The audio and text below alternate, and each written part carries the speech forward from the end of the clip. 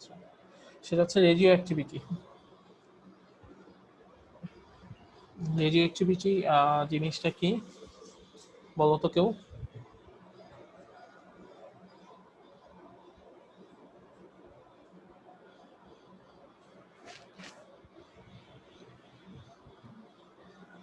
মনে নাই?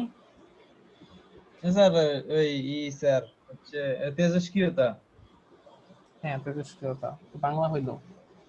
জি স্যার। আচ্ছা, আমরা যে পড়ছিলাম কুলম্বস ল পড়ছিলাম, কুলম্বস ল একটা লিমিটেশন ছিল তাই না? জি স্যার। জি স্যার। লিমিটেশনটা কি ছিল? স্যার স্যার লিমিটেশন ছিল নিউক্লিয়াসের স্টেবিলিটি এক্সপ্লেইন করতে নিউক্লিয়াস। পারে না। আচ্ছা, বাই দ্য ওয়ে তেজস্ক্রিয়তা কি আমরা পড়াইছি নাকি? কোনটা স্যার? মানে এটা কি আমি পড়াইছি তোমাদের ক্লাসে? রেডিও অ্যাক্টিভিটি না স্যার, এখনো ধরেন না। আচ্ছা, ওকে, হ্যাঁ। নিউক্লিয়াস স্ট্যাবিলিটিকে ব্যাখ্যা করতে পারে না, ওকে। তো অ্যাকচুয়ালি কি হয় যে নিউক্লিয়াসের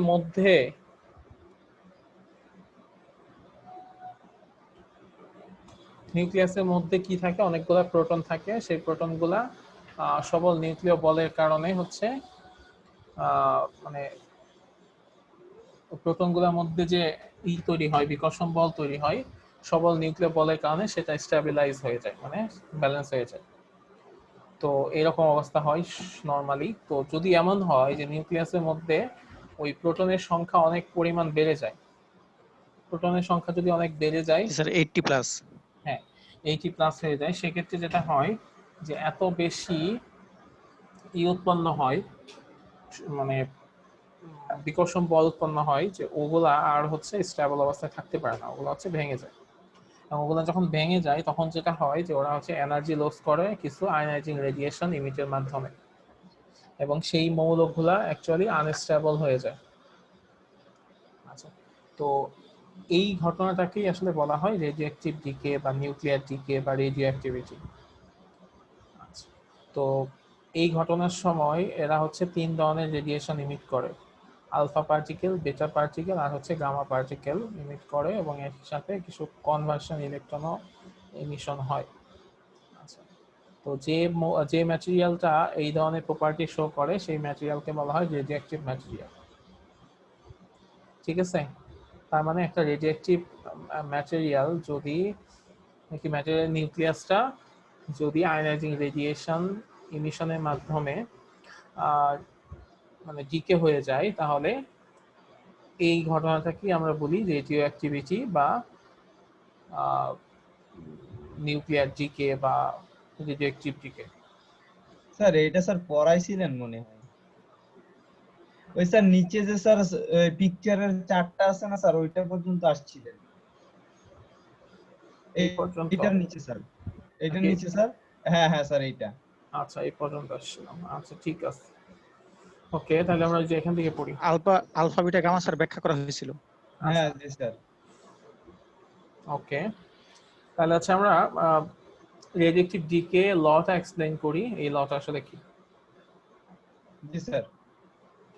আচ্ছা, রেডিওঅ্যাক্টিভ ডিকে ল হচ্ছে এরকম যে they at any moment the number of radioactive atoms that disintegrate in unit time is directly proportional to the number of unchanged radioactive atoms remaining. মানে কোন একটা নির্দিষ্ট মোমেন্টে যে পরিমাণ রেডিওঅ্যাক্টিভ ম্যাটেরিয়াল ডিসইন্টিগ্রেট হয়ে যাবে বা ডিকে হয়ে যাবে সেটা ডিপেন্ড করবে ওই মোমেন্টের শুরুতে কতগুলা রেডিওঅ্যাক্টিভ অ্যাটম আনচেঞ্জড অবস্থায় আছে।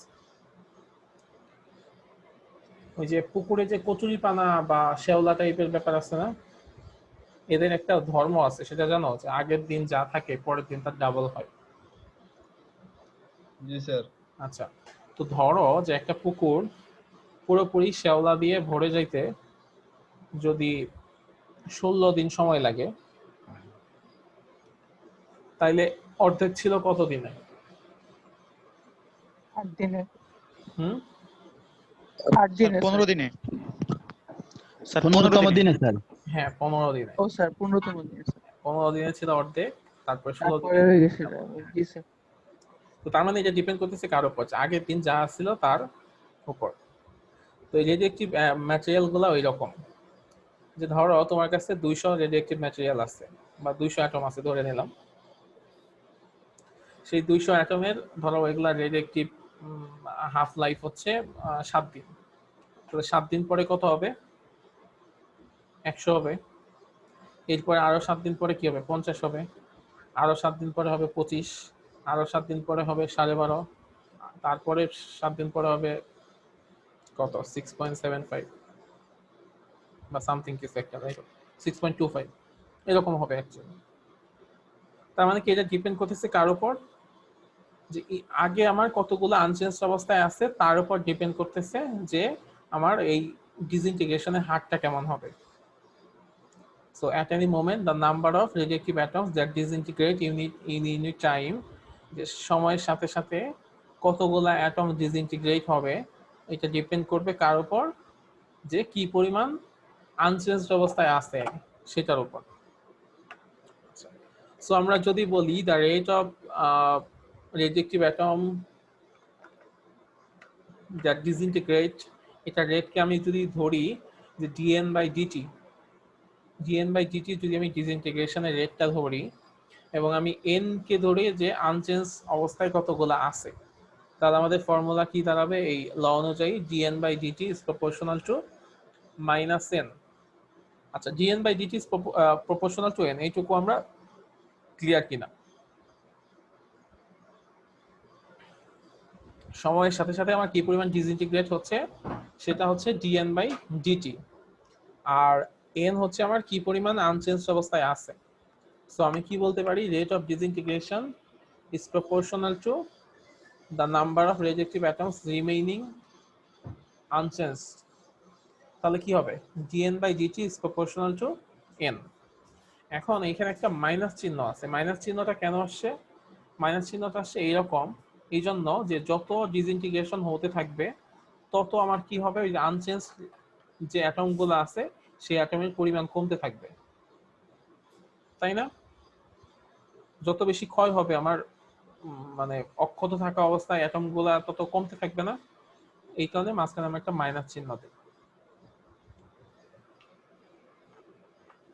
কারো কি এই লাইনটাতে কনফিউশন আছে? স্যার, এখানে হচ্ছে কি টাইমের রেসপেক্টে যে চেঞ্জটা সেটা কি বোঝাচ্ছে? হ্যাঁ, টাইমের সাথে সাথে এটা যে মানে যে চেঞ্জ বলতে যে পরিমাণ ক্ষয় হয়ে যাইতেছে আর কি, ডিসইন্টিগ্রেট হয়ে যাচ্ছে বা ডিকে হয়ে যাচ্ছে যে পরিমাণটা, সেটা ডিপেন্ড করবে আমার ওই টাইমের আগে কতটুকু ভালো অবস্থায় ছিল তার উপর। যে আমি বলতেছিলাম যে কথাটা, যে তোমার কাছে 200 অ্যাটম আছে, তো 200 অ্যাটম এর মধ্যে 7 দিন পরে কি হবে? 100 হবে। তো যেদিন শুরু হচ্ছে সেই দিন তোমার কাছে কত আছে? 200 আছে। তো 200 পরে 7 দিনে কত হবে? 100। মানে এখানে কতগুলা হলো? এই 7 দিনে ডিসইন্টিগ্রেট হলো 100টা। এখন এই 7 দিন পরে পরের 7 দিন ডিসইন্টিগ্রেট হবে কার উপর? 200-র উপর কি 100টার হবে? 100 কিন্তু হবে না। এটা ডিপেন্ড 100 করবে, উপর। এটা ডিপেন্ড করবে যে 100 আছে তার অর্ধেক, তার মানে 50টা। তার মানে ডিসইন্টিগ্রেশনের হারটা ডিপেন্ড করতেছে যে তোমার ইনিশিয়ালি কত আছে তার উপর না? জি স্যার। 50 হয়ে গেল। জি স্যার। 50 এর পরে কিন্তু আবার 50টা ডিসইন্টিগ্রেট হয়ে যাবে না একসাথে, তখন হবে কত? যেহেতু 50 আসে তার অর্ধেক, তার মানে 50%, 25। তারপরে হবে তার অর্ধেক, তার মানে 12.5, এরকম করে কমতে থাকবে এবং এটা অসীম পর্যন্ত চলতে যাবে, চলবেই। So dN/dt is proportional to minus n। আচ্ছা, আর মাইনাসটা কেন আসছে? মাইনাসটা আসছে এই কারণে যে এই পাশে ডিসইন্টিগ্রেট যত বেশি হবে এই পাশে n এর পরিমাণ কি হবে? তত কমবে, এই জন্য। আচ্ছা, সো আমরা যদি dN/dt is proportional to minus n লিখি, এখানে যদি ইটা সরাইয়া দেই, প্রপোর্শনাল চিহ্নটা সরাইয়া দেই, তাহলে একটা কনস্ট্যান্ট আসবে, যে কনস্ট্যান্টটিকে ল্যামডা দ্বারা প্রকাশ করা হয়। তাহলে dN/dt সমান সমান মাইনাস ল্যামডা n, যেখানে ল্যামডা থেকে বলা হয় ডিকে কনস্ট্যান্ট। আচ্ছা, ল্যামডাকে বলা হয় ডিকে কনস্ট্যান্ট। আচ্ছা, তো এই ডিকে কনস্ট্যান্টটা কি? দেখো ওখানে কি ছিল? dN/dt সমান সমান ল্যামডা n। তো ধরো n সমান সমান হচ্ছে 1, মানে আমার যে পরিমাণ আনচেঞ্জড অবস্থায় আছে রেডিওঅ্যাক্টিভ অ্যাটম সেটা ধরলাম আমি একটা। তাহলে যদি আমার একটা অ্যাটম আনচেঞ্জ অবস্থায় থাকে, তাহলে আমার ফর্মুলাটা কি হবে? ফর্মুলা হবে ল্যামডা সমান সমান dN/dt। তাহলে আমি এটাকে চাইলে এভাবে বলতে পারি না যে মানে একটা নিউক্লিয়াস ডিকে হওয়ার যে প্রবাবিলিটি, মানে a nucleus will decay per second, এটার যে প্রবাবিলিটি, সেই প্রবাবিলিটিই হচ্ছে আমার ডিকে কনস্ট্যান্ট। মানে decay constant is the probability that a nucleus will decay per second. মানে পার সেকেন্ডে কি পরিমাণ বা পার ইউনিট টাইমে কি পরিমাণ মানে একটা নিউক্লিয়াসের ডিকে হওয়ার যে প্রবাবিলিটি বা পসিবিলিটি, সেটাকে আমরা বলতে পারি সেটা হচ্ছে ডিকে কনস্ট্যান্ট ল্যামডা। এটার একক হচ্ছে পার সেকেন্ড বা পার মিনিট, পার ইয়ার, পার ডে, পার মান্থ, যে কোনো কিছু হতে পারে। আচ্ছা, সো এটা আমরা দেখলাম ডিকে কনস্ট্যান্টটা কি। ওকে, সো যদি dN/dt সমান সমান ল্যামডা n হয়, তো আমি একটা কাজ করতে পারি, n যতগুলা টার্ম আছে সব n টার্মগুলো এক পাশে নিয়ে আসলাম, তাহলে dN/n সমান সমান ল্যামডা dt। তো এরপরে এটাকে যদি আমরা ইন্টিগ্রেট করি, উভয় পক্ষে এটাকে যদি ইন্টিগ্রেট করে দেই, তাহলে কি হবে? dN/n, এটাকে ইন্টিগ্রেশন করলে কি হবে? ln n ln n বা log en। Plus C. হ্যাঁ, আচ্ছা, ln n, আর এই পাশে মাইনাস ল্যামডা তো কনস্ট্যান্ট, সেটা সামনে চলে আসলো। তারপর হচ্ছে dt কে যদি ইন্টিগ্রেট করি তাহলে হয় t, তাহলে minus lambda t plus C. আচ্ছা, সি হচ্ছে কনস্ট্যান্ট, যেহেতু এখানে লিমিট দেওয়া নাই। সো আমার এই সি এর মানটা বের করতে হবে। সি এর মান বের করার সবচাইতে সহজ বুদ্ধি কি? সবচেয়ে সহজ বুদ্ধি হচ্ছে যখন টাইম হচ্ছে 0, মানে একেবারে ইনিশিয়াল টাইম, তখন অ্যাকচুয়ালি কি অবস্থা সেটা বের করা। সো টাইম যখন 0, তখন আমি বলতে পারি n সমান সমান হচ্ছে n0। একেবারে টাইম যখন 0, তখন আমার আনচেঞ্জড অবস্থায় যে পরিমাণ অ্যাটম ছিল সেই অ্যাটমের পরিমাণ হচ্ছে n0। মানে একেবারে মানে স্যার এখানে হচ্ছে এন আর এন নটটা সেম থাকবে। হ্যাঁ, n আর n0টা সেম থাকবে। হ্যাঁ, আচ্ছা, সো তাইলে আমরা বলতে পারি যে c সমান সমান কি হবে? log বা ln n0, ল্যামডা p তো সমান সমান, যেহেতু t এর মান 0, তার মানে এটা 0 হয়ে যাবে, তাহলে c এর মান আসবে ln n0। সেই ln n0 যদি আমি 1 নাম্বার সমীকরণে বসাই, তাহলে কি হবে? ln n সমান সমান minus lambda t plus ln n0। So ln এর ক্ষেত্রে আমরা বলতে পারি লনটাকে যদি এ পাশে নিয়ে আসি, তাহলে কি হবে? ln n minus ln n0। তো এরকম যদি হয় যে ln a minus ln b, তাহলে সেটাকে আমরা লিখতে পারি ln a/b। সো এই ক্ষেত্রে আমরা লিখতে পারবো ln n/ln n0 সমান সমান হবে মাইনাস ল্যামডা t। লন সরানোর বুদ্ধি হচ্ছে কি? সেখানে একটা এক্সপোনেনশিয়াল টার্ম নিয়ে আসা। এক্সপোনেনশিয়াল টার্মটা যদি নিয়ে আসি, তাহলে লগটা সরে যাবে, তাহলে হবে শুধু n/n0 সমান সমান e to the power minus lambda t। So এটাকে যদি সাজায় লিখি, তাহলে হবে n সমান সমান n0 e to the power minus lambda t। বুঝতে পারছো? যেখানে n0 হচ্ছে যখন একেবারে শূন্য, মানে টাইম 0, তখন কি পরিমাণ আমার রেডিয়েক্টিভ অ্যাটম আছে। আর n হচ্ছে কোন একটা নির্দিষ্ট টাইম পরে যে পরিমাণ অ্যাটম ডিকে হয়ে গেছে, তাই কি?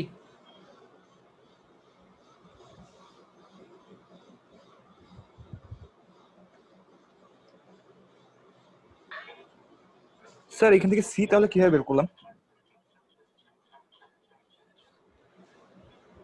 আচ্ছা, সি এতে আসতেছি। এখন আমাকে তার আগে বলো এনটা কি? এনটা কি আমার ক্ষয় হয়ে যাওয়াটা, নাকি যে পরিমাণ আনচেঞ্জড অবস্থায় আছে সেটা? আনচেঞ্জ জি স্যার। অবস্থায় আছে সেটা, আর যে- এর নটটা হচ্ছে যে ইনিশিয়ালি যে অবস্থায় ছিল। তাহলে স্যার এর নটটা কি স্যার আদি অবস্থা? এন নটটা একেবারে আদি আদি অবস্থা, অবস্থা। একেবারে জি স্যার। শুরুতে টাইম যখন 0, তখন কতগুলো অ্যাটম? স্যার এখানে এনটা কি আনচেঞ্জড অবস্থায় ওইটা না? হ্যাঁ, এন হচ্ছে যে পরিমাণ আনচেঞ্জড অবস্থায় আছে সেটা। ক্ষয় যাওয়ার পরে। হ্যাঁ, এই জি মানে স্যার। এই রেডিয়েক্টিভিটি যে কোনো ম্যাথের এই কনসেপ্টটুকু যার ক্লিয়ার থাকবে তার ম্যাথ হবে বা সে ম্যাথ পারবে, আর যার এই কনসেপ্টটা ক্লিয়ার থাকবে না তার ম্যাথ ভুল হবে। এন হচ্ছে যে পরিমাণ আমার আনচেঞ্জড অবস্থায় আছে কোন একটা নির্দিষ্ট সময়ে, যে পরিমাণ আনচেঞ্জড অবস্থায় আছে সেটা হচ্ছে এন। তার মানে যদি কোনো ম্যাথে দেয়া থাকে যে এত পরিমাণ ক্ষয় হয়ে গেছে, তাহলে আমার সেখান থেকে বের করে নিয়ে আসতে হবে যে কত পরিমাণ ভালো অবস্থায় আছে। ঠিক আছে, এন হচ্ছে সেটার মান। জি স্যার। আচ্ছা, আরেকজন বলতেছিল সি আসলো স্যার কিভাবে? সি কি আমাদের সি স্যার তো কনস্ট্যান্ট দেওয়া আছে, যে এখানে লিখে দিয়েছে C where C is the constant of integration. হ্যাঁ, তাহলে আচ্ছা স্যার ওটা কি কনস্ট্যান্ট মার্কেই থাকবে ওটা? আচ্ছা, ক্যালকুলাসের ক্ষেত্রে, ক্যালকুলাস ইন্টিগ্রেশনের ক্ষেত্রে যখন আমরা লিমিট না দিয়ে ইন্টিগ্রেশন করি তখন একটা কনস্ট্যান্ট আসে, কনস্ট্যান্ট অফ ইন্টিগ্রেশন আছে। সেই কনস্ট্যান্টের জি মানটা আবার স্যার। বের করতে হয়। কিভাবে বের করতে হয়? যে কোনো একটা নির্দিষ্ট কন্ডিশন ধরে সি এর মান যা হবে সেটা বের করতে হয়, কারণ আমরা জানি যেহেতু সেটা কনস্ট্যান্ট তার মানে যে কোনো সময়ে সেটার মান হচ্ছে সেম। সো যে কোনো সময়তেই আমি হচ্ছে সি এর মান বের করতে পারতাম। তবে আমরা ক্যালকুলেশনের সুবিধার্থে আমাদের টাইম যখন শূন্য তখন সি এর মান কত সেটা বের করি, এবং সেই সি এর মান যা হবে সেটা যে কোনো সময় সি এর মানই হবে। সো আমরা ধরে নিলাম টাইম যখন শূন্য, টি সমান সমান যখন জিরো, তখন এন এর মান কি হবে? এন এর মান হচ্ছে এন নট, এন আর এন নট তখন সমান হবে। আচ্ছা, সো এই সমীকরণে যদি আমি টি এর মান বসাই তাহলে ল্যামডা টি এইটুকু হবে শূন্য, আর এখানে হবে লন এন এর জায়গায় এন নট, তাহলে লন এন নট, আর এইটুক তো শূন্য আর সমান সমান থাকে সি, তাহলে সি সমান সমান লন এন নট। সেই লন এন নটটা আমি এখানে বসাইছি। বুঝতে পারছো সাকিব? জি স্যার, বুঝতে পারছি স্যার। জি স্যার। স্যার আমাদের তো এখানে শুধু সূত্রটা দরকার হবে, তাই না? n equal to n not inverse lambda t। হ্যাঁ, এই সূত্র ইউজ করতে হবে। তাহলে স্যার আমরা শুধু এই সূত্রটা মুখস্থ রাখতে হয়। সূত্র মুখস্থ রাখলেই হয়, কিন্তু একটা জিনিস কোত্থেকে আসছে একটু জানার দরকার আছে না, কিভাবে আসলো। আচ্ছা, এরপরে হচ্ছে নাম কি, হাফ লাইফ। হাফ লাইফ কি? হাফ লাইফ হচ্ছে সেই সময় যে সময়ে একটা রেডিয়েক্টিভ অ্যাটমের ওটা পার্ট। যতগুলা অ্যাটম আছে তার ঠিক অর্ধেক পরিমাণ ডিকে হয়ে যাবে, বা অর্ধেক পরিমাণ আনচেঞ্জ অবস্থায় থাকবে, একই কথা। Half life of a radioactive atom is defined as the time during which the number of radioactive atoms unchanged become half of its initial value. তোমার কাছে যতগুলা রেডিয়েক্টিভ অ্যাটম আছে সেই অ্যাটমগুলা স্যার যত স্যার সময় পরে, এইটার সাথে কি স্যার এই যে ইন হ্যাঁ বলো। স্যার এটা কি স্যার ইন্টারের অর্ধায়ুর সাথে মিল আছে? অর্ধায়ু হাফ যে একটা লাইফ টপিক মানেই ছিল অর্ধায়ু। হ্যাঁ, ওই ইন্টারে। চ্যাপ্টারটাই পড়াচ্ছে স্যারে। হাফ লাইফের বাংলায় হচ্ছে অর্ধায়ু। আচ্ছা, ইন্টারের ওই চ্যাপ্টারটাই জাস্ট এইখানে ইংলিশে লেখা আর কি। হ্যাঁ হ্যাঁ, আচ্ছা। আমি তো দেখছিলাম স্যার, পুরা মিল আছে, একেবারে হুবহু মিল আছে। জি স্যার। আচ্ছা, half life of a radioactive atom is defined as the time during which the number of radioactive atoms remain unchanged become half of its initial value। তার মানে তোমার কাছে যতগুলা অ্যাটম আছে সেই অ্যাটমগুলা যে সময় পরে অর্ধেক হয়ে যাবে, সেই টাইমটাই হচ্ছে হাফ লাইফ বা অর্ধায়ু। আচ্ছা, তো তোমরা এখন একটু একটা চট করে একটা কাজ করে ফেলো। কাজ স্যার কি? একটা জিনিস ক্লিয়ার হচ্ছে না স্যার, হ্যাঁ বলো। সেটা হচ্ছে এন এন এর মানটা হচ্ছে মানে এটা কি হাফ হয়ে যাওয়ার পরে আমার যে পরিমাণ বাকি থাকবে, মানে হচ্ছে আনচেঞ্জড অবস্থায় থাকবে, ঠিক সেই পরিমাণ মানটাই তো এন। হ্যাঁ, সেই পরিমাণটাই।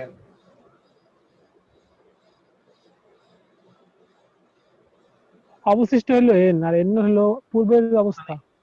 এন নট হচ্ছে তোমার মানে একেবারে শুরুতে যা ছিল, মানে আদি অবস্থায় তোমার যতগুলো অ্যাটম ছিল, আর এন হচ্ছে কোন একটা সময় পরে তোমার কতগুলা অক্ষত অবস্থায় আছে, মানে ভালো অবস্থায় আছে, যেগুলো এখনো নষ্ট হয় নাই বা হয় নাই, অন্য কোনো কিছুতে পরিণত হয় নাই।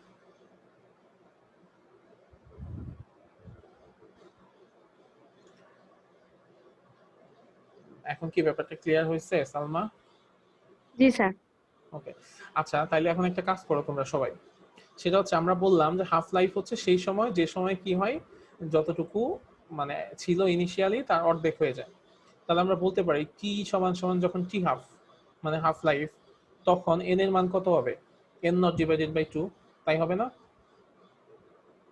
জি স্যার। জি স্যার। আচ্ছা, তাইলে এই সমীকরণটাতে এই দুইটা মান বসাও তো।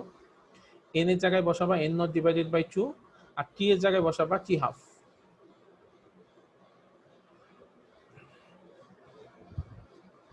ঠিক আছে, এন এর জায়গায় এন নট ডিভাইডেড বাই 2 আর টি এর জায়গায় টি হাফ বসায় একটু ক্যালকুলেশন করার চেষ্টা করো, দেখো কি আসে।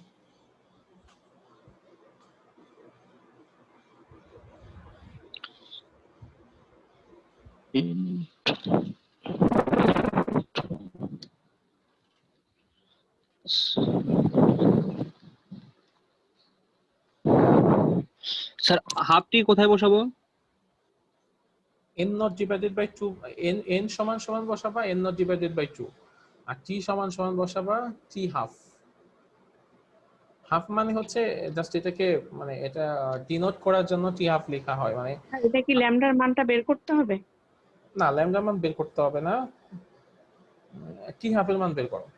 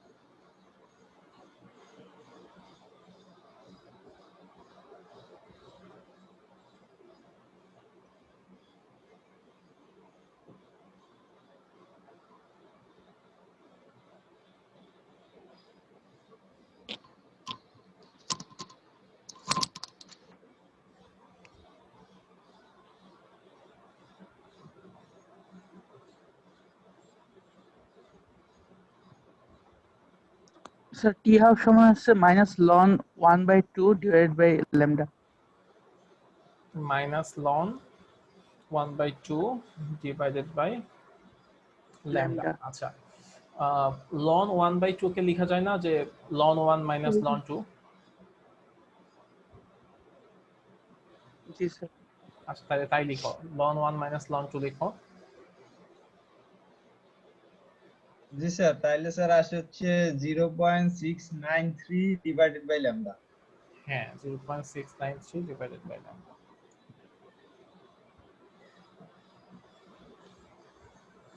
তো এটা আমরা ডিরেক্ট সূত্র হিসেবে পড়ছিলাম এটারে।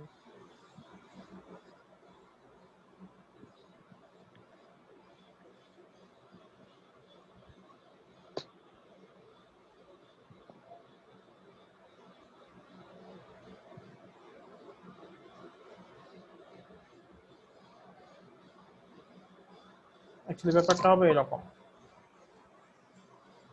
জি স্যার, আসছে। আচ্ছা, n নট বাই 2, তো কি হবে, দুই পাশ থেকে n নট কে আমি বাদ দিতে পারি, তাহলে কি হবে হাফ সমান সমান e to the power minus lambda t half. আমি যদি লন বসাই তাহলে লন হাফ সমান সমান মাইনাস ল্যামডা টি হাফ। ওকে, তো এখান থেকে আমি যদি লন হাফের মানও বসাই তাহলে অ্যাকচুয়ালি ওইটাই আসে যে 0.69 মাইনাস 0.693 আসবে। তো দুই পাশ থেকে মাইনাস কেটে দিলে শেষ ফাইনালি আসবে টি হাফ সমান সমান 0.693 ডিভাইডেড বাই ল্যামডা। তো এইভাবে হচ্ছে আসলে ই বের করা হয়, মানে টি হাফের ফর্মুলাটা বের করা হয়। তো তার মানে যদি কোনো জায়গায় ডি কে কনস্ট্যান্ট দেয়া থাকে তো সেখান থেকে আমরা অর্ধায়ুর মান বের করতে পারবো, বা কোনো জায়গায় যদি অর্ধায়ুর মান দেয়া থাকে সেখান থেকে আমরা ডি কে কনস্ট্যান্টের মান বের করে নিয়ে আসতে পারবো।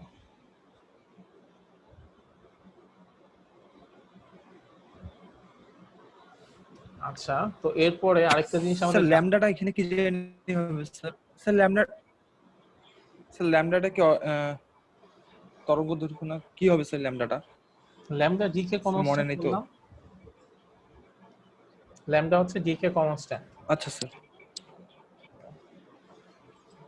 জি আচ্ছা, স্যার। তার মানে একটা জিনিস খেয়াল করে দেখো যে একটা রেডিয়েক্টিভ সাবস্টেন্সের ক্ষেত্রে এক এক অ্যাটমের লাইফ এক এক রকম, তাই না?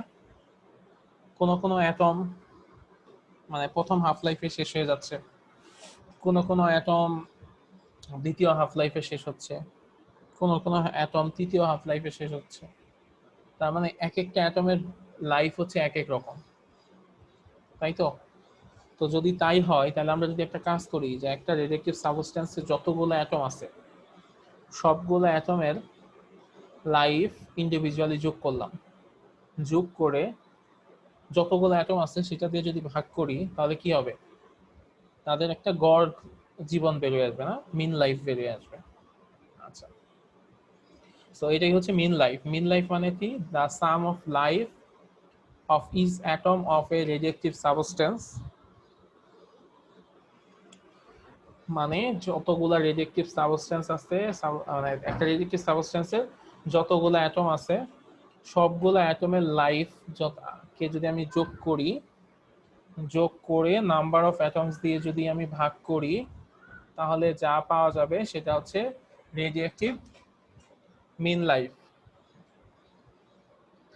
আচ্ছা, সো রেডিয়েক্টিভ মিন লাইফকে টাও দ্বারা প্রকাশ করা হয়। টাও সমান সমান কি হবে? Life of first atom, life of second atom, এরকম করে করে যতগুলা অ্যাটম আছে সবগুলা হবে, সেটাকে ভাগ করতে হবে কি দিয়ে? যে নাম্বার অফ অ্যাটমস, যতগুলা নাম্বার আছে সবগুলো অ্যাটম দিয়ে ভাগ করতে হবে। তো এইটার মানে এটা চাইলে এরকম করা যায় যে life of atom, first atom কত, সেকেন্ড অ্যাটম কত, থার্ড অ্যাটম কত, এই সবগুলাকে চাইলে হচ্ছে মানে যোগ করে এন নট দিয়ে ভাগ করে একটা ক্যালকুলেশন করা যায়, একটা কমপ্লেক্স ক্যালকুলেশন আছে। তো সেটা যদি করা হয় ফাইনালি যে জিনিসটা পাওয়া যায় সেটা টাউ ইজ ইকুয়াল টু 1/λ। ঠিক আছে, যে মিন লাইফ হচ্ছে ডিকে কনস্ট্যান্টের সাথে ব্যস্ত আনুপাতিক সম্পর্ক, টাউ ইজ ইকুয়াল টু 1/λ। ঠিক আছে,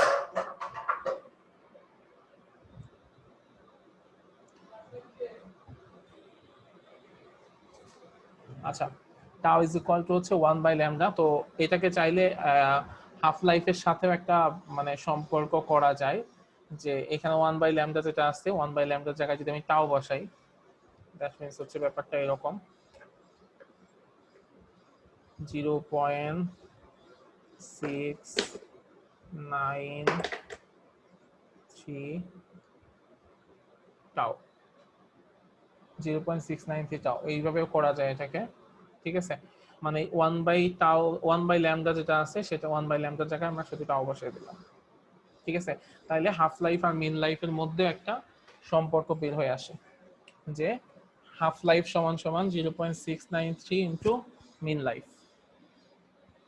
মিন লাইফকে যদি 0.693 দিয়ে গুণ করা হয় তাহলে হাফ লাইফ পাওয়া যায়। তার মানে যদি কোনো জায়গায় মিন লাইফ দেওয়া থাকে সেখান থেকে আমরা হাফ লাইফ বের করে নিয়ে আসতে পারবো, বা একই সাথে সেখান থেকে আমরা ডিকে কনস্ট্যান্টের মানও বের করে নিয়ে আসতে পারবো।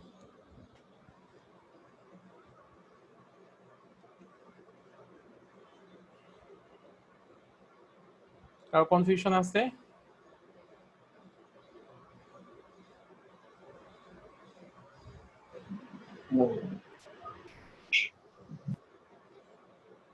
আচ্ছা, এই এই এক নাম্বার প্রবলেমটা একটু দেখো তো।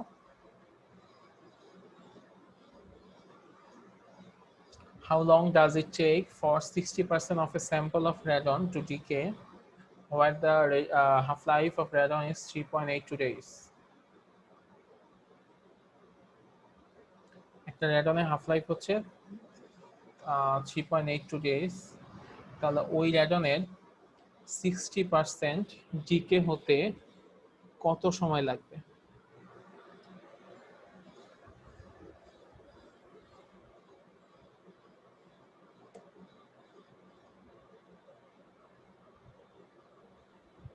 স্যার 0.1814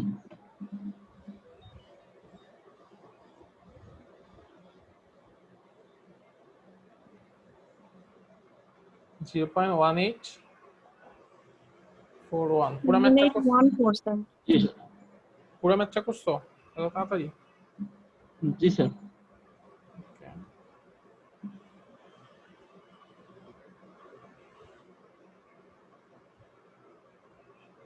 আচ্ছা, এটা তো মানে জিকে কনস্ট্যান্ট বের করছো, টাইমটা বের করতে হবে। মানে কত টাইম পরে সেটার 60% ক্ষয় হবে, টাইম বের করতে হবে।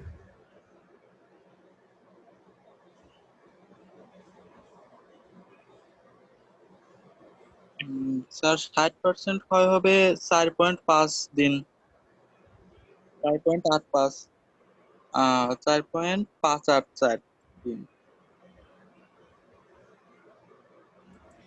অ্যান্সার হচ্ছে 5.06।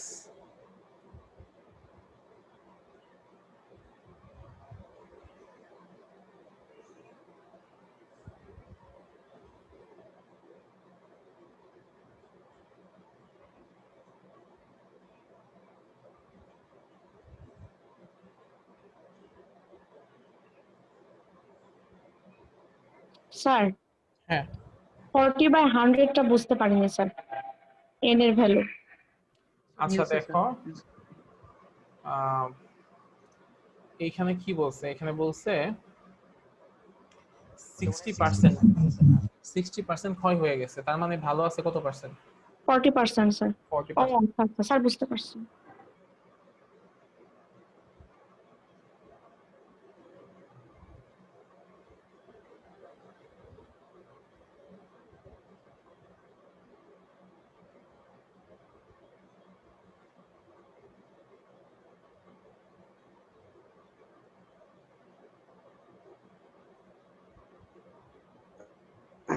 স্যার এখানে n ভাগ n নট দেওয়া যায় কিনা? n ভাগ n naught equal to inverse lambda T. এর নট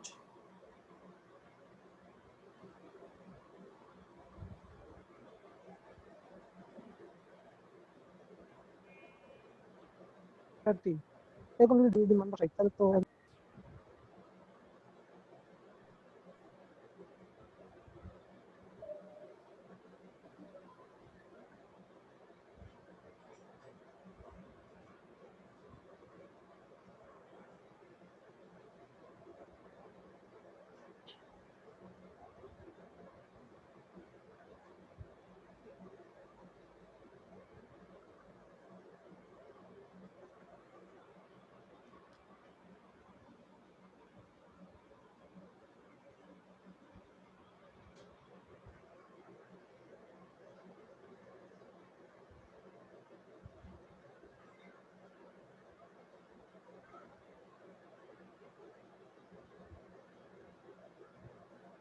স্যার 5.09।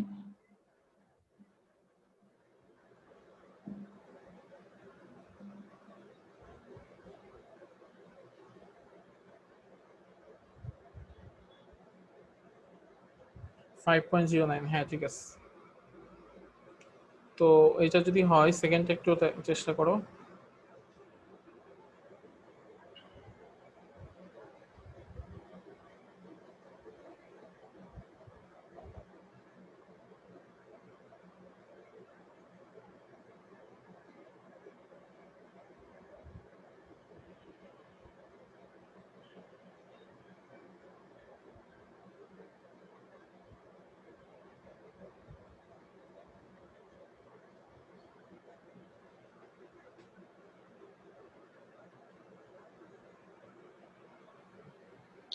স্যার আমরা এই সূত্রকে স্যার হচ্ছে n divided n naught equal two হচ্ছে e মাইনাস ল্যামডা টি লিখে তো করতে পারি।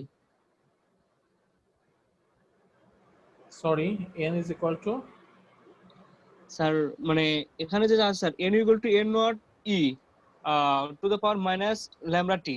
স্যার n নটটা যদি আমরা এই ইকুয়ালের এই পাশে এসে n ডিভাইডেড n নট করি তাহলে স্যার কি কোনো প্রবলেম হবে? না না প্রবলেম হবে না, একই কথা। স্যার আনসার 5.09 আসছে স্যার। হ্যাঁ ওকে, সমস্যা নেই। সেকেন্ডটা দেখো।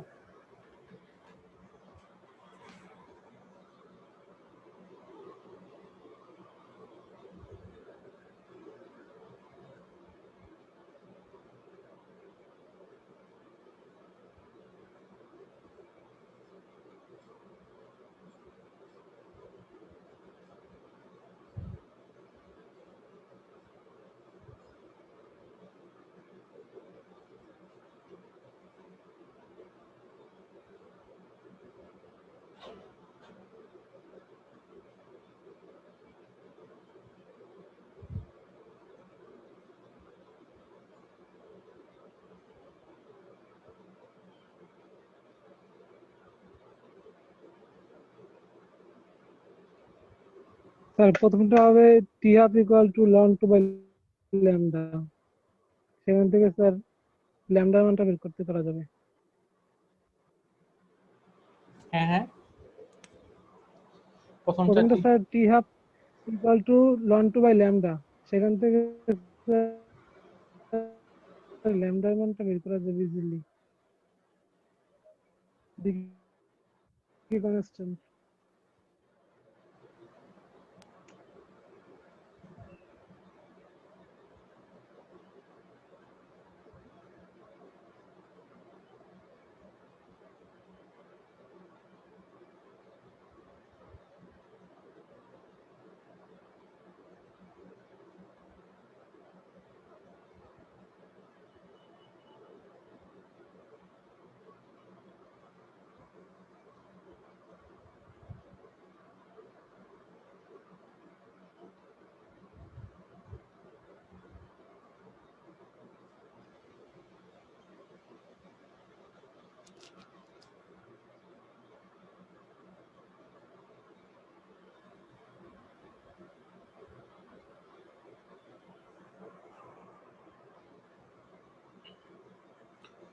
দুই নম্বরে বলছে যে time taken for 4/5 of the original number of atoms to disintegrate. তো স্যার এইটা 2 নম্বরে কি স্যার নাম্বার সময় বের 1 করতে বলছে স্যার? স্যার ওটা কি 48 হবে? স্যার 1 নাম্বার 0.0231 হইছে স্যার। হ্যাঁ এরকম হবে আর কি। জি স্যার এটাই আসছে। আর দুই মানে নাম্বার 2 নম্বরে কি স্যার সময় বের করতে বলছে স্যার? হ্যাঁ মানে সবগুলোতেই সময়, ক্ষয়ের সময়টা। হ্যাঁ হ্যাঁ কত সময় লাগছে।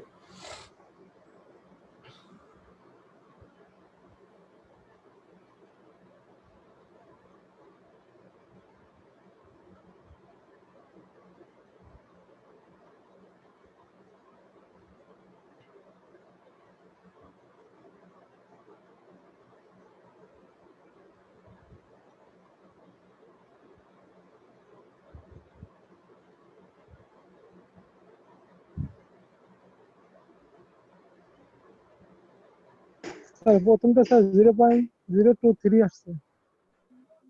হুম।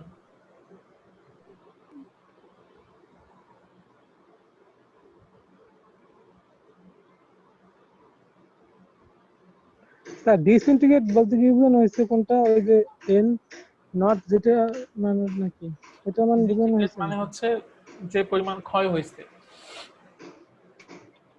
মানে এন এন এর মান বের করতে বলছে? এন না, টি এর মানে বের করতে বলছে। এই যে উপরে দেখো ব্যাপারটা কি, calculate the time taken.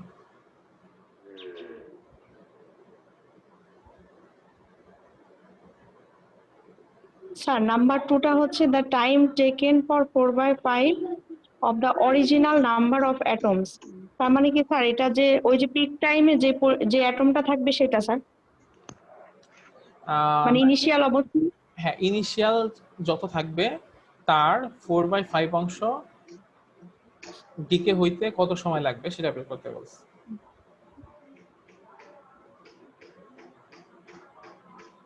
Sir এটা কি 69.67? হ্যাঁ 69.67।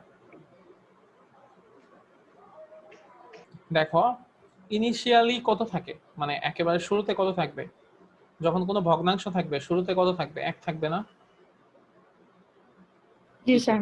আচ্ছা তাইলে আমার কি করতে হবে, এখানে বলছে যে কতটুকু ক্ষয় হবে, মানে এতটুকু ক্ষয় হতে কত সময় লাগবে, তাহলে আমার বের করতে হবে যে কতটুকু তাহলে ভালো আছে। তাহলে 1 মাইনাস 4/5, 4/5 জি স্যার। তাহলে হবে 1/5, 1/5 n নট, n সমান সমান হবে n not minus 4/5 n not, তার মানে 1/5 n নট, তাই তো? আচ্ছা তাহলে n এর মান দিব 1/5 n নট, n এর মান 1/5 n নট বসাইলে যে অ্যান্সার আসবে সেটাই হচ্ছে আমাদের ওই সময়টা।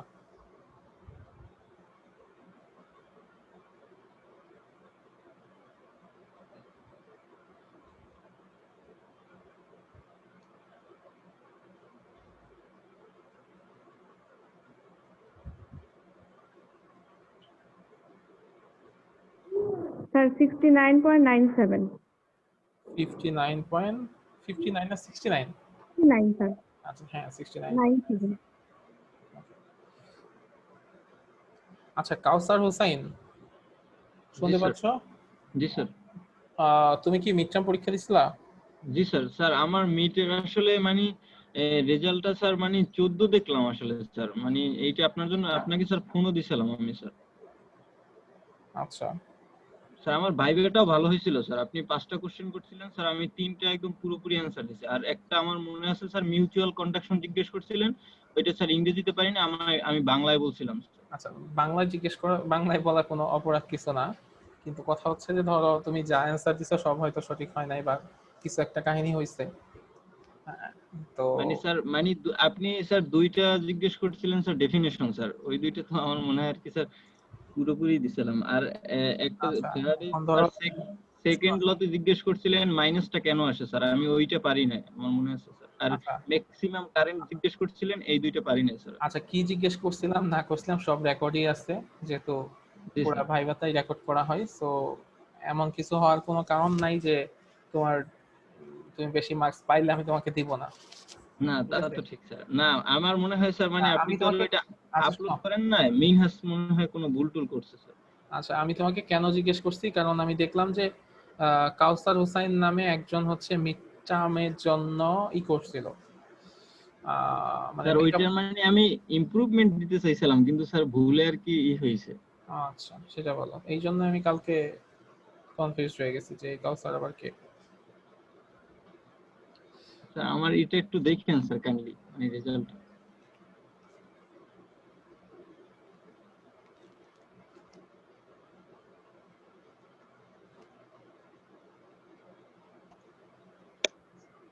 স্যার তাহলে আজকে এই পর্যন্তই থাকবো। হুম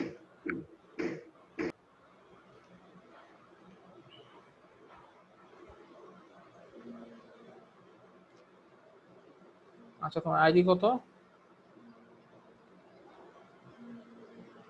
2011038 স্যার। আচ্ছা তুমি 15 পেয়েছ। আচ্ছা একটা মিনিট।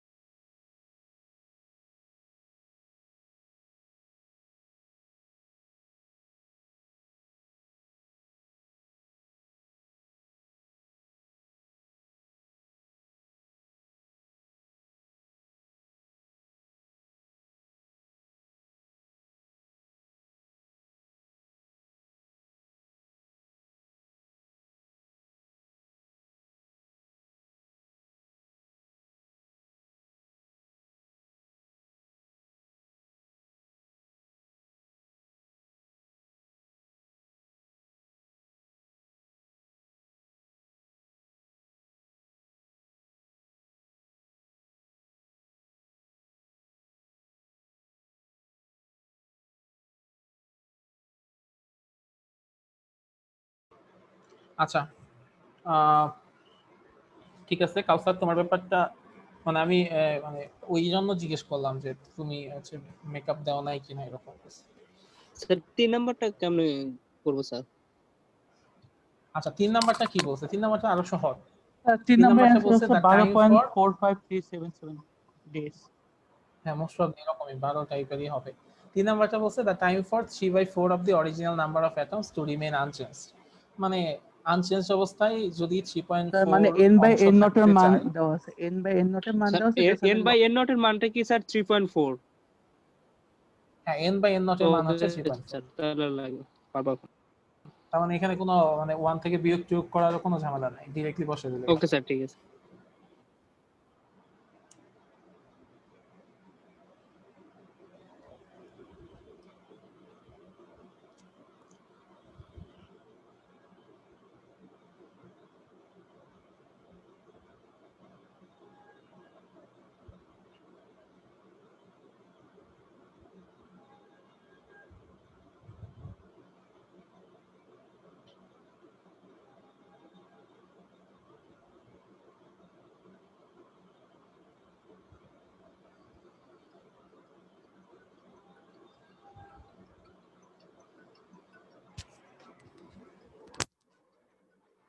স্যার যেহেতু টি এর মান ডে বা সেকেন্ড বা ইয়ারে আসে, তো কি আমরা স্যার দশমিক দিয়ে লিখবো নাকি একটা পূর্ণ সংখ্যা লেখা ট্রাই করবো?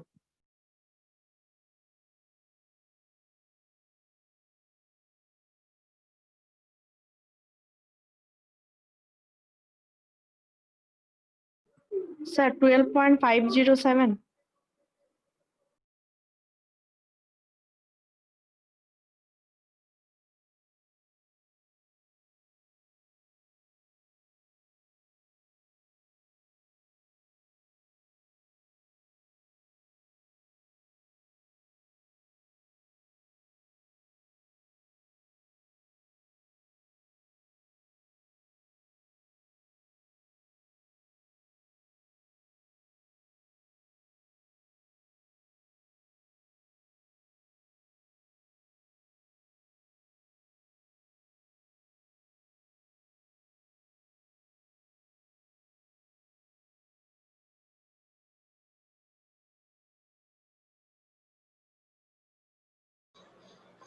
সালমা, তোমার 3 নাম্বার কত আসছে?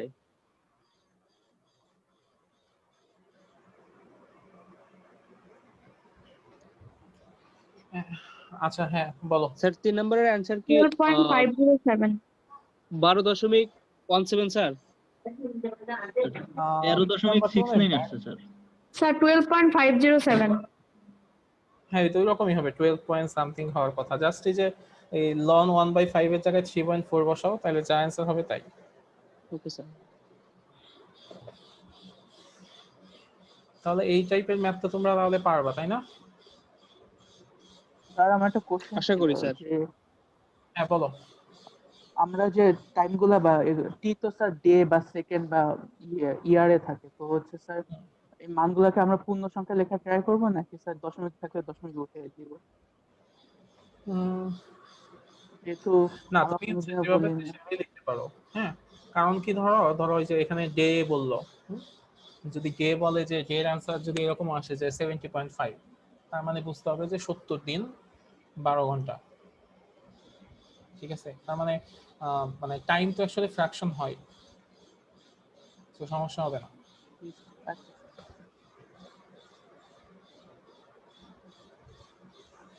স্যার সরাসরি আচ্ছা ভাগ করে দিলে আনসার আসবে না এই সরি ক্ষেত্রে? আমি স্যার বুঝি নাই কথা। সরাসরি যদি মানে টাইমিং এর যে কথাটা বললেন স্যার, যে সেকেন্ড বা ইয়ার মান সরাসরি তো ভাগ করে দিতে পারি এটা। কিভাবে ভাগ করবা?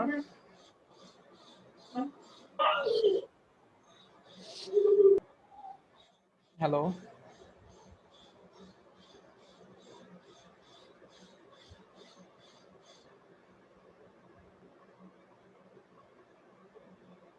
আচ্ছা ওকে, তো খুঁজে পাওয়া যাচ্ছে না।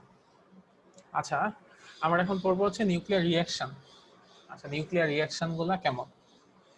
নিউক্লিয়ার রিঅ্যাকশন দুই ধরনের হয়, একটা হচ্ছে নিউক্লিয়ার ফিশন রিঅ্যাকশন, একটা হচ্ছে nuclear fusion reaction. Nuclear fission মানে কি? নিউক্লিয়ার ফিশন হচ্ছে এমন একটা রিঅ্যাকশন প্রসেস যখন একটা হেভি নিউক্লিয়াসকে যদি আমরা একটা নিউট্রন দ্বারা বোমবার্ড করি বা নিউট্রন দ্বারা আঘাত করি, তখন যেটা হবে ওই হেভি নিউক্লিয়াসটা ছোট ছোট খণ্ডে স্প্লিট হয়ে যায়, ভাগ হয়ে যায়, এবং সাথে কিছু ফ্রি নিউট্রন তৈরি করে এবং হিউজ অ্যামাউন্টের এনার্জি উৎপন্ন করে। তো এই টাইপের যে রিঅ্যাকশন, সেই রিঅ্যাকশনকে বলা হয় nuclear fission reaction. So nuclear fission রিঅ্যাকশনটা কি আবার বলি আমি, নিউক্লিয়ার ফিশন রিঅ্যাকশন হচ্ছে এমন একটা রিঅ্যাকশন যে রিঅ্যাকশনের সময় একটা হ্যাভি নিউক্লিয়াস ভেঙে ছোট ছোট খণ্ডে ভাগ হয়ে যায় এবং হিউজ পরিমাণ এনার্জি এবং ফ্রি ইলেকট্রন প্রোভাইড করে বা ফ্রি ইলেকট্রন তৈরি হয়। তো সেই ধরনের রিঅ্যাকশনকে আমরা বলি নিউক্লিয়ার ফিশন রিঅ্যাকশন। ফিশন মানে হচ্ছে বড় জিনিস ভেঙে ছোট হয়ে যাওয়া, সেটা হচ্ছে ফিশন রিঅ্যাকশন। যেমন এখানে একটা উদাহরণ বলা আছে যে একটা ইউরেনিয়াম নিউক্লিয়াসকে যদি নিউট্রন দ্বারা আঘাত করা হয় তাহলে ইউরেনিয়াম নিউক্লিয়াসটা ভেঙে যায়, ভেঙে দুইটা পার্টে হচ্ছে খণ্ড হয়ে যায়, একটা হচ্ছে বেরিয়াম হয় আর একটা হচ্ছে ক্রিপ্টন হয়। ইউরেনিয়াম নিউক্লিয়াসকে আমরা যদি নিউট্রন দ্বারা আঘাত করি তাহলে দুইটা ভাগ হয়ে যায়, একটা হচ্ছে বেরিয়াম আর একটা হচ্ছে ক্রিপ্টন, এবং এর সাথে 3টা নিউট্রন উৎপন্ন হয়। একটা নিউট্রন আমি দিয়ে আঘাত করলাম, আমি এই পাশে পাচ্ছি কয়টা নিউট্রন? 3টা নিউট্রন পাচ্ছি এবং হিউজ পরিমাণ এনার্জি পাচ্ছি এখানে। ঠিক আছে, তো তো এই টাইপের রিঅ্যাকশনকে বলা হয় কি নিউক্লিয়ার ফিশন রিঅ্যাকশন। এবং একটা ব্যাপার দেখো, যখন আমার এই রিঅ্যাকশনটা হবে তখন কিন্তু ওখানে একটা ইউরেনিয়াম নিউক্লিয়াস থাকবে না, অনেক ইউরেনিয়াম নিউক্লিয়াস থাকবে। তো অনেক যদি ইউরেনিয়াম নিউক্লিয়াস থাকে তো এবং তার যে কোনো একটাকে যদি নিউট্রন আঘাত করে এবং আঘাত করার পরে যদি এরকম 3টা নিউট্রন উৎপন্ন হয়, সেই 3টা নিউট্রন কি বসে থাকবে? সেই 3টা নিউট্রন গিয়ে আরো 3টা ইউরেনিয়াম নিউক্লিয়াসকে আঘাত করবে। আঘাত করলে আবার 3টা ফিশন রিঅ্যাকশন হবে। সো তখন কি হবে? একটা ইউরেনিয়াম মানে একটা নিউট্রন একটা ইউরেনিয়ামকে আঘাত করে 3টা নিউট্রন পাইলো, সেই 3টা নিউট্রন 3টা ইউরেনিয়ামকে আঘাত করবে, সেই 3টা থেকে তখন কি হবে? এখানে 3টা রিঅ্যাকশন হবে। 3টা রিঅ্যাকশন হইলে এখান থেকে আবার 3টা নিউট্রন বের হবে, এখান থেকেও 3টা নিউট্রন বের হবে, এখান থেকেও 3টা নিউট্রন বের হবে। তার মানে কি প্রথমে ছিল একটা, তারপর হয়ে যাবে 3টা, তারপরে এখানে হয়ে যাবে 9টা। এই 9টা নিউট্রন 9টা ইউরেনিয়ামকে আঘাত করার পরে আবার কি হবে? 27টা নিউট্রন বের হবে। 27টা নিউট্রন মানে কি এখানে 27টা রিঅ্যাকশন হবে। 27টা রিঅ্যাকশন আবার কি হবে? এরকম 81টা রিঅ্যাকশনে কনভার্ট হয়ে যাবে। তার মানে ক্রমাগত একের পর এক রিঅ্যাকশন চলতে থাকবে without giving any further energy. কোনো ধরনের এনার্জি দিতে হবে না, কিচ্ছু দিতে হবে না, একের পর কি হবে? রিঅ্যাকশন চলতে থাকবে। তো এইরকম করে যদি রিঅ্যাকশন চলতে থাকে তাহলে যে পরিমাণ মানে যে অ্যামাউন্টের এনার্জি রিলিজ হবে, এই প্রত্যেকটা রিঅ্যাকশনে 200 মেগা ইলেকট্রন ভোল্ট করে এনার্জি রিলিজ হচ্ছে। তার মানে যে পরিমাণ এনার্জি রিলিজ হবে তাতে কি হয়ে যাবে? মানে যেখানে আমি রিঅ্যাকশনটা করতেছি সেই জিনিসগুলো সব মানে ধ্বংস হয়ে যাবে। এবং তখন হচ্ছে যে কি হয়? পারমাণবিক কোন একটা অ্যাক্সিডেন্ট ঘটে। তো এটা হচ্ছে নর্মাল রিঅ্যাকশনের প্রসেস, ফিশন রিঅ্যাকশনের প্রসেস। এই জন্য ফিশন রিঅ্যাকশনকে বলা হয় বা ফিশন রিঅ্যাকশনের এই প্রসেসটাকে বলা হয়, এটা এক ধরনের চেইন রিঅ্যাকশন, একটার পর একটা চলতে থাকে, চেইন রিঅ্যাকশন। আচ্ছা, বা নিউক্লিয়ার চেইন রিঅ্যাকশন বলা হয়। তো এই কারণে কি করা হয় যে এই জিনিসটাকে একটু কন্ট্রোল করা হয়, কন্ট্রোল করে পারমাণবিক বিদ্যুৎ কেন্দ্রে বা আমরা নিউক্লিয়ার পাওয়ার প্ল্যান্টে এই জিনিসটাকে কন্ট্রোল করা হয়। কন্ট্রোল করা হয় কিভাবে? যে এই যে নিউট্রনগুলো বেরোচ্ছে এই নিউট্রনগুলোকে অ্যাবজর্ব করার ব্যবস্থা করা হয় মডারেটরের মাধ্যমে। এগুলাকে যদি অ্যাবজর্ব করা যায় তাহলে কি করতে পারে না, এগুলো নতুন রিঅ্যাকশন শুরু করতে পারে না। নতুন রিঅ্যাকশন যদি শুরু করতে না পারে তাহলে রিঅ্যাকশনটা থেমে যায় এবং আমার যতটুকু এনার্জি দরকার ততটুকু এনার্জি আমি নিয়ে নিতে পারি। কিন্তু যদি কোনো কারণে এই জিনিসটা ফেল করে তখনই অ্যাকচুয়ালি নিউক্লিয়ার রিঅ্যাক্টরে বিভিন্ন ধরনের অ্যাক্সিডেন্ট ঘটে। আর পারমাণবিক বোমা বলতে আমরা যা বুঝি, পারমাণবিক বোমাতে হচ্ছে নিউক্লিয়ার ফিশন রিঅ্যাকশন হয় এবং পারমাণবিক বোমাতে কোনো ধরনের কি থাকে না, মডারেটর টাইপের থাকে না, যার কারণে কোনো ধরনের কন্ট্রোল করার কোনো ওয়ে থাকে না। যেহেতু কন্ট্রোল করার কোনো ওয়ে থাকে না ওখানে, তো সেক্ষেত্রে কি হবে? সেক্ষেত্রে সেখানে একের পর এক চেইন রিঅ্যাকশন চলতে থাকে এবং মানে একটা ডিস্ট্রাকশন হয়ে যায়, মানে একটা মানে ম্যাসাকার হয়ে যায় একটা। এবং ম্যাসাকার অবস্থা এমন হয়ে যায় এনার্জি যে পরিমাণ বাড়তে বাড়তে এরকম কন্টিনিউয়াসলি চলতে থাকে। হ্যাঁ 102 বছর 300 বছর মানে ওই জায়গার কোনো মানুষ থেকে শুরু করে কোনো পশু পাখি গাছপালা স্যার যেমন ওই হিরোশিমা নাগাসাকি জাপানের। হিরোশিমা স্যার নাগাসাকিতে যে ধরনের একটা অবস্থা। ব্যাপার একটু জানতে, হ্যাঁ বলো। স্যার বলতে চাচ্ছি যে যেমন বিদ্যুৎ তো অসীম একটা জিনিসের, এই নিউক্লিয়ারের মতন নেই যে এটা যদি কোনো কারণে অ্যাক্সিডেন্ট ঘটে যেত সেটা যদি কন্ট্রোল না করা যেত বা তার যদি কোনো ফিউজিং সিস্টেম না থাকতো তাহলে তো সেটা এরকমই হতো। তো ঠিক একইভাবে এইটাকে কি ওইরকম ফিউজিং সিস্টেমের মতো কোনো প্রকার প্রোটেকশন ব্যবস্থা আছে কিনা বা এরকম কিছু করা যায় কিনা স্যার? হ্যাঁ এখন তো ওই সিস্টেম আছে মানে বলেই তো সার্ভারে করলে স্যার মনে করেন যে অটোমেটিক্যালি টোটাল সিস্টেমটা অফ হয়ে যাবে কোনো ভাবে কাজ না করে, মানে আমার কাজই করতে পারবে না।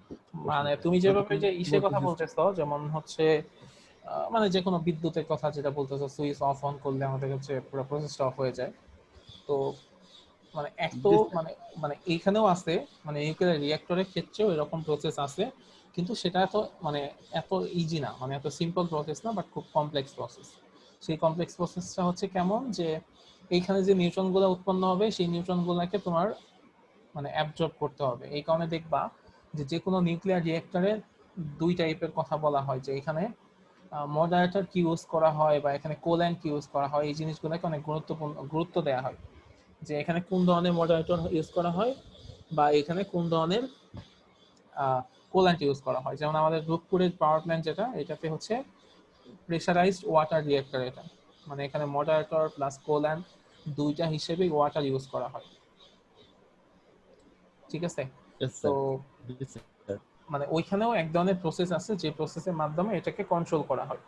ঠিক আছে, কিন্তু মানে মানে এত মানে সিম্পল প্রসেস না যে আমি সুইচ অফ করে দিলাম সব বন্ধ হয়ে গেল, মানে এত সিম্পল না ব্যাপারটা। আর ওরকম না স্যার, যে মনে করেন যে অ্যাক্সিডেন্ট হলে তো রূপপুরের কথাটাই বলি, মানে আমার ভাবনাটা তো আসলে রূপপুরকে নিয়ে, যে রূপপুরে যদি কখনো সিস্টেম ফল্ট করে তো সিস্টেম ঠিক করার আগে তো আমরাই হারায় যাব। না না না, তো মানে সেই জায়গা থেকে যদি পাওয়ার প্ল্যান্ট গুলো হচ্ছে automatic- মানে এত বেশি সিকিউর করেই করা হয়, এবং তুমি যদি রূপপুর পাওয়ার প্ল্যান্টের যে আছে বা ইভেন শুধুমাত্র পড়লেও তোমার হবে, তোমাদের অফিসিয়াল ওয়েবসাইটে তুমি ওখানকার সেফটি সিস্টেম বা এটাকে বলে স্যার, হচ্ছে এইখানে স্যার আসলে করা হয় কি আছে যে স্যার আপনার চুল্লি যেটা আছে পারমাণবিক চুল্লি, ওর ভিতরে স্যার হচ্ছে আপনার ওই সম্ভবত মানে লোহার কিছু এই দণ্ড থাকে যেগুলো স্যার দেওয়ার মাধ্যমে ওই এক্সট্রা যে স্যার নিউটন যেটা বাইর হয় ওই পরমাণু থেকে, যে হচ্ছে আপনার ইটা বাইর হয়, ওই যে নিউটন যেটা বাইর হয় স্যার ওইটাকে শোষণ করা হয়, যে কারণে স্যার বিক্রিয়াটা মানে চেইন রিঅ্যাকশন যেটা ওইটা ব্যাহত হয় এবং আস্তে আস্তে আস্তে আস্তে কমে যায়। হ্যাঁ আর স্যার যেটা দেখলাম স্যার যে তেজস্ক্রিয় যে বস্তুটা উৎপাদন হয় ওইটা নাকি স্যার মাটির 300 ফিট নিচে ওরা সংরক্ষণ করে। যখন মাটি 300 ফিট নিচে পাঠানো হয় মানে গর্তের মাধ্যমে, তখন স্যার ওইটার মানে যে তেজস্ক্রিয়তা ওইটা মাটি ভেদ করে আর উপরে আসতে পারে না, যে কারণে স্যার উপরে যারা থাকে তাদের কোনো সমস্যা হয় না। হ্যাঁ, তুমি যেটা বলছো এক্স্যাক্টলি ঠিক বলছো। যেমন ধরো আমরা যেহেতু এটা নিয়ে কথা হইলই, তাহলে আমরা একটু ওইদিকে ঘুরে আসি। স্যার এই স্যার রাশিয়ার চেরনোবিলে স্যার এইরকম একটা দুর্ঘটনার কারণে পুরো পারমাণবিক মানে ক্ষেত্রটাই স্যার নষ্ট হয়ে গেছে, যার ফলে স্যার ওইখানে মানে গাছপালা স্যার এখনো আছে, মানে গাছপালা হচ্ছে এবং পশু পাখিও আছে, কিন্তু মানুষ বসবাসের অনুপযোগী করে দিয়েছে আর কি জায়গাটাকে। হ্যাঁ, পুরোপুরি অনুপযোগী চলে গেছে। আচ্ছা, তো মানে এই জিনিসটা নিয়ে মানে হিউজ পরিমাণ রিসার্চ হয় বা হিউজ পরিমাণ প্রোটেকশন নিয়েই হচ্ছে এই কাজটা করা হয়, কারণ এটা নর্মালি সম্ভব না। তো তোমরা যদি সিম্পলি এই জিনিসগুলা পড়ো, কেউ যদি একটু মানে কারো যদি পড়াশোনার ইচ্ছা থাকে, যে নিউক্লিয়ার রিঅ্যাক্টরের নিরাপত্তা ব্যবস্থা, কয় ধরনের নিরাপত্তা ব্যবস্থা আছে,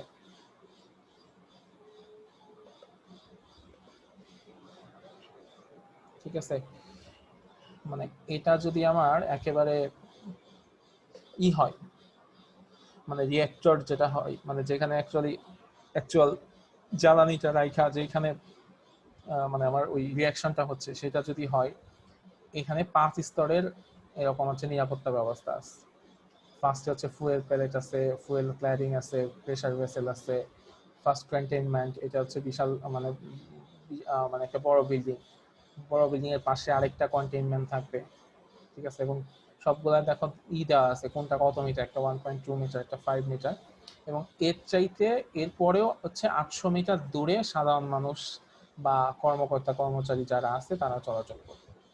মানে এরকম করে এই জিনিসগুলা বানানো হয়েছে, ঠিক আছে, মানে এরকম নিরাপত্তা ব্যবস্থাও আছে। তারপরে তোমাদের কারো যদি ইন্টারেস্ট থাকে, তুমি এখানে পড়লেই খুঁজে পাবা যে ওরা হচ্ছে ইটাকে কি বলে, মানে নিউক্লিয়ার যে জ্বালানিটা উৎপন্ন হয় সেগুলাকে আসলে ও যেটা বললো যে 300 মিটার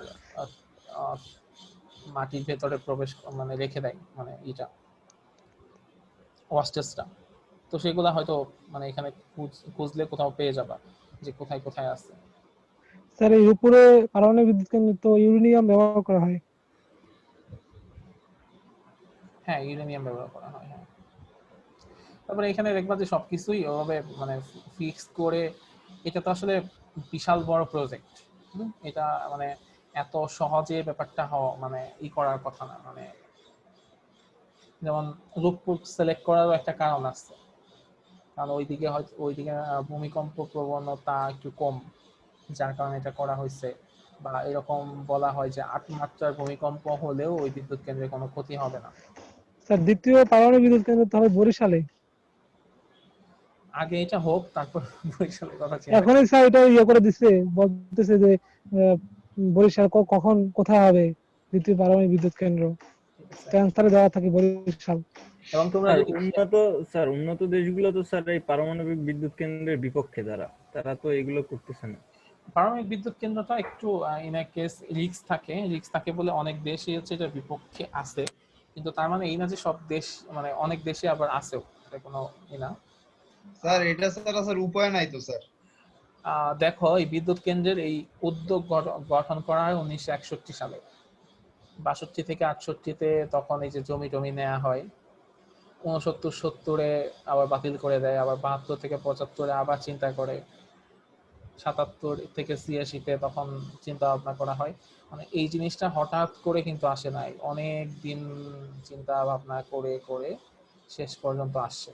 এবং রূপপুরের এই জিনিসগুলা স্যার। কিন্তু শুরু হয়েছে কিন্তু মোটামুটি 2016-17 সালের দিকে একেবারে ফাইনালি, মানে এই যে 2017 সালে হচ্ছে ওদের সাথে রাশিয়ান আর বাংলাদেশের মধ্যে একটা হয়, মানে চুক্তি হয় যে এরা তো স্যার ট্রেনিং দিতেছে রাশিয়ায়, দেখলাম স্যার এখানে যারা আর কি করবে, এটা কন্ট্রোলিং করবে। এটা মানে বিদ্যুৎ উৎপাদন হবে 23 সালে 2000। উৎপাদন শুরু হবে এরকম 22-23 সালের দিকে। বাংলাদেশ থেকে প্রতি বছরই মোটামুটি 30-40 জন স্টুডেন্টকে রাশিয়া পাঠানো হচ্ছে। আমারও খুব ক্লোজ 2 জন আছে যারা হচ্ছে রাশিয়া থেকে এটার উপর এমএসসি করে ওরা রিসেন্টলি বাংলাদেশে ব্যাক করবে, মানে একজন মানে ব্যাক করছে আর ওরা মানে ব্যাক করবে, এরকম অবস্থা আর কি। সো এরকম করে প্রতিবারই মানে প্রতি বছর স্টুডেন্ট পাঠানো হচ্ছে, ওরা এইসব পড়াশোনা করে আবার ব্যাক করতেছে। তারপর দেশ থেকে অনেক এখানে তো অনেক টাকা স্যালারি করে স্যালারি এখন নরমাল 9 গ্রেডের। তো শুরু হলে 80-90 হাজার টাকা বেতন, প্রোডাকশন শুরু হলে তখন বাড়বে, এরকম একটা কথা আছে, কিন্তু এখনো হচ্ছে অত বাড়ে নাই, মানে এখনো হচ্ছে নরমাল 9 গ্রেডের স্যালারি। তারপর অনেককে হচ্ছে নিয়োগ দেওয়া হয়েছে, অনেক ইঞ্জিনিয়ার আছে, তারপর অনেক সব ক্ষেত্রে থেকে নেওয়া হচ্ছে, ফিজিক্স থেকে নেওয়া হচ্ছে, ডাক্তার থেকে নেওয়া হচ্ছে, কেমিস্ট্রি থেকে নেওয়া হচ্ছে, ম্যানেজমেন্ট থেকে নেওয়া হচ্ছে, ওদেরকে আবার রাশিয়াতে পাঠানো হচ্ছে, পাঠায় ট্রেনিং দিয়ে আবার নিয়ে আসা হচ্ছে। সো মানে অত টেনশনের কিছু নাই। আমি গতবার পরীক্ষা দিছিলাম। আচ্ছা, কি যে পরীক্ষা দিছিলাম? এই যে গত 31 তারিখে যে পরীক্ষাটা গেছে না ডিসেম্বরের। আচ্ছা, ওই যে ওই 27 তারিখ শুক্রবার দিন।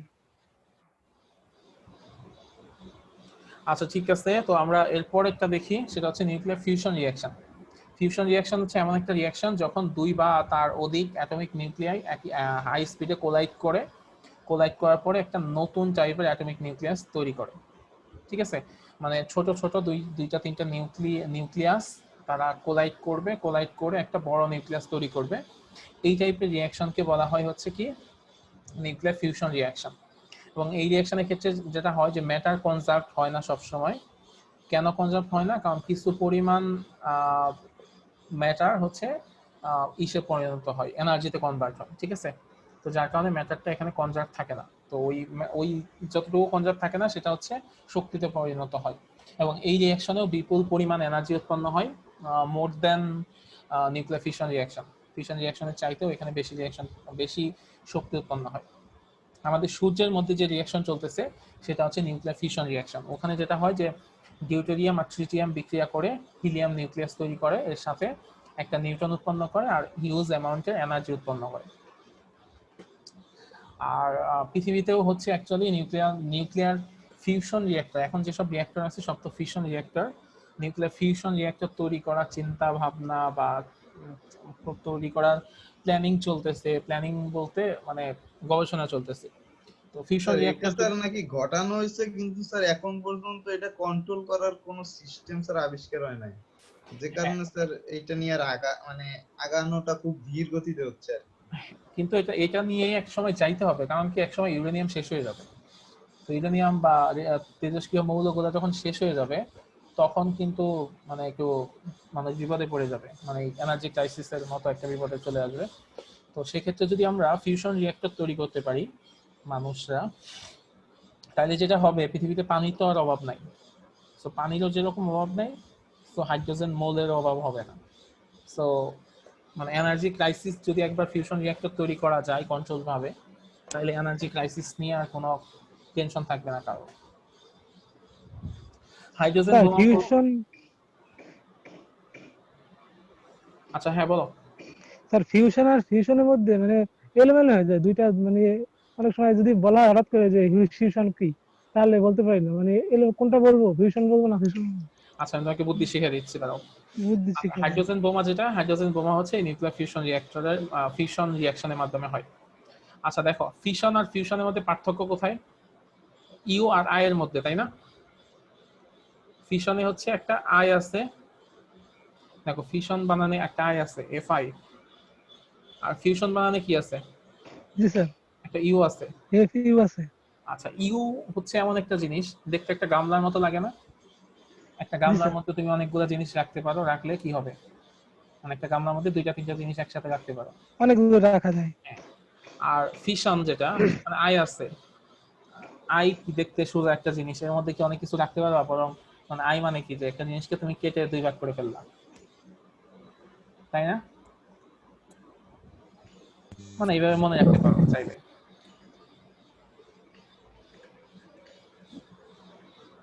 ঠিক আছে, ট্রিক্স হিসেবে এভাবে মনে রাখতে পারো যে স্যার এই থেকে একটা বড়টাই গামলা, সেখান থেকে আমরা ছোট ছোট ছোট করতে পারি নাকি? মানে ইউ হচ্ছে একটা গামলার মতো, তার মানে ওখানে অনেকগুলা, মানে এটা হচ্ছে এমন রিঅ্যাকশন যেখানে ছোট ছোট অনেকগুলা মিলে একটা বড় হয়।